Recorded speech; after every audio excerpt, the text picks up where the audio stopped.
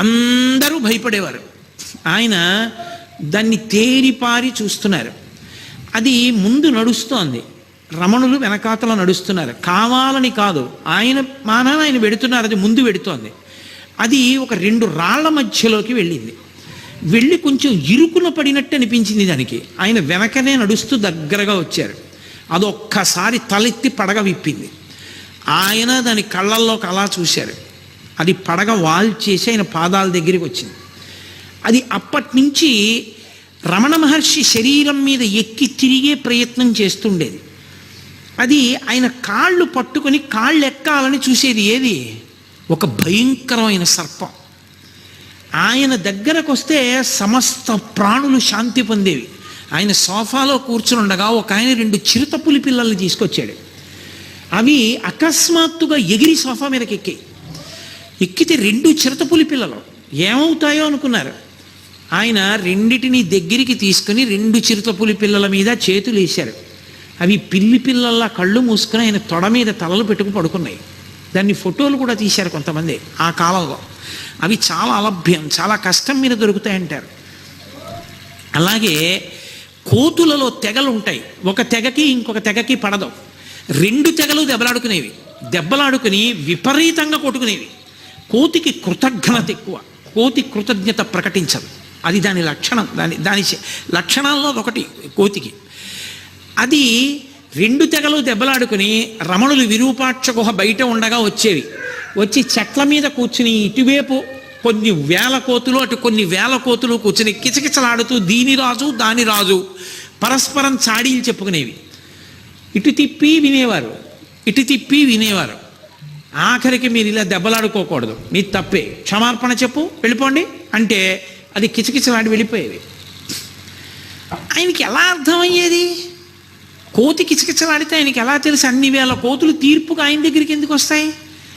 అంటే మనిషి యొక్క మనసులో ఉన్న భావాలు అర్థం చేసుకోవడానికి భాష ఏమో, కానీ ఆ మనసు కూడా భావాన్ని ఏ ఆత్మ ప్రకాశం వల్ల పొందుతుందో ఆ ఆత్మగా నిలబడగలిగిన వాడికి ఎదుటి ఆత్మలోని భావనలు ఎందుకు తెలుసుకోలేడు?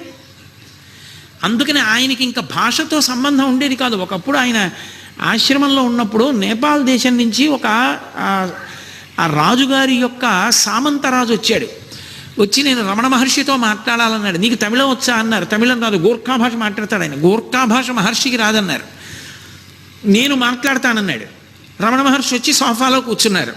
ఈయన వెళ్ళి గోర్ఖా భాషలో ఏవేవేవో అడిగాడు. ఆయన కళ్ళల్లోకి అలా చూశారు ఒక 5 నిమిషాలు. మహానుభావ, చాలా సంతోషం, నాకు అంతా అర్థమైపోయింది, వెళ్ళిపోయాడు. వాళ్ళ రాజుగారికి చెప్పాడు. వాళ్ళ రాజుగారు వచ్చి వీడికి అన్నీ అర్థమైపోయాడు, మీరు చెప్పినవన్నీ గూర్ఖా భాషలో ఈయనకి చెప్పినవన్నీ మాకు చెప్పాడని చెప్తుంటే హాల్లో ఉన్న వాళ్ళందరూ నవ్వారు. రమణ మహర్షి గూర్ఖా భాషలో ఇవన్నీ చెప్పడం ఏమిటని. ఆయన చూశారంతే అర్థమైపోయేది. అటువంటి మహాజ్ఞాని, పరమేశ్వర స్థాయిని పొందినటువంటి మహానుభావుడు, పరమేశ్వరుడైనటువంటి స్థితి అయింది. అందుకే ఒకానొకప్పుడు ఒక తెగకంతటికి రాజుగా ఉంది కొంతకాలం ఒక పెద్ద కోతి. దాన్ని తరిమేశాయి కోతులన్నీ, దానికి పదవి పోయింది. 2 అనుచరులు మాత్రం పాపం పాతరాజుగారన్న బెంగతో ఎప్పుడూ అనుసరించి వస్తుండేవి. దానికి ప్రాణోత్క్రమణం అయిపోయే సమయం ఆసన్నమైంది. అది వచ్చి విరూపాక్ష గుహ ముందు తిరుగుతోంది. రమణ మహర్షి చూసి జాలేసి దాన్ని ఇలా 2 చేతులతో ఎత్తి తీసుకెళ్ళి ఒళ్ళో పడుకోబెట్టుకున్నారు. దానికి మెడ వాలిపోయి పళ్ళు గిటకరిస్తుంటే దాన్ని ఇటు తొడమించి బరువుకిటు తిప్పుకుంటుంటే దాని పళ్ళు ఆయన శరీరం మీద గీరుకుని మచ్చలు పడ్డాయి. అది ఆయన తొడ మీదే ప్రాణం వదిలింది. ఇది సిద్ధపురుషుడు, అందుకనే అరుణాచల పర్వతం మీద తిరిగి ఇది ఇలా శరీరం విడిచిపెట్టింది, దీనికి విభూతి అలంకారం చేసి బొట్టు పెట్టి దీన్ని తీసుకెళ్ళి గొయ్యి తీసి కర్పూరం వేసి ఖననం చెయ్యండి అని ఒక సన్యాసిని ఖననం చేయించినట్టు ఖననం చేయించారు. ఒక కుక్క ఉండేది, అది దేవదాసి ఇంటికి వెళ్ళి పలహారం చేసేది. దేవాలయ ప్రసాదం అన్నం తినేది, దేవాలయంలో పడుకునేది. ప్రతిరోజు వచ్చి రమణ మహర్షులు ఉన్నటువంటి విరూపాక్ష గుహ ముందు నమస్కారం చేసి వెళ్ళిపోయేది. అది శరీరం విడిచిపెట్టినప్పుడు అలాగే చేయించారు. ఆయన దగ్గరికి ఎన్ని ప్రాణులో ఒక కుంటి కోతి ఒకటి ఉండేది. అది ఆయన అన్నం తింటుంటే అది అన్నం తినేది. అది వచ్చేది, ఓ గిన్నెలో దానికి అన్నం పెట్టేవారు. ఆయన తినడం మొదలెట్టే అది తినడం మొదలెట్టేది. కోతికి నిలకడ ఉండదు, అటు ఇటు నడిచి పరిగెట్టి పోసేస్తుంది. ఒక మెతుకు కింద పోయకుండా తినేది. ఒక రోజున అన్నం కింద పడేసింది. అది ఏమి ఇవాళ నీ బుద్ధి ఇలా తయారైంది, అన్నం కింద పడేశావు అన్నారు ఆయన. దానికి కోపం వచ్చి రమణ మహర్షి కంటి మీద కొట్టింది. ఆయన నువ్వు నా దగ్గరికి రావద్దన్నారు. అది ఏడుస్తూ వచ్చి ఒక వారం రోజులు పోయిన తర్వాత అన్నం తినడం మానేసి బతిమాలుకుంది ఆయన కాళ్ళ దగ్గర కూర్చుని, నన్ను మళ్ళీ మీ ఒళ్ళోకి తీసుకోండి, నాకు అన్నం పెట్టండి అని. ఆయన అన్నం పెడితే అది కలిసి అన్నం తినేది. అది ఒకానొకప్పుడు కోతులందరికీ రాజయింది. ఎన్నుకుంటారట కోతుల జాతుల్లో కూడా. ఎన్నుకుని అది వచ్చి భగవాన్కి స్కందాశ్రమంలో ఉండగా వచ్చి నమస్కారం పెట్టుకుంది. నమస్కారం పెట్టుకుంటే ఆయన అన్నారు అన్నం తినన్నారు. అంటే అది తిననని చెప్పి సంజ్ఞ చేసి వెళ్ళి చెట్టు మీద కూర్చుంది. 20 రాణులు. వానర జాతిలో ఏంటంటే అంతవరకు ప్రభువుగా ఉన్నవాడి రాణులు కొత్త ప్రభువుకి రాణులు అయిపోతారు. అందులో అది రాణులతో కూర్చునుంది. అందులో అక్కడ అన్నం తింది అది.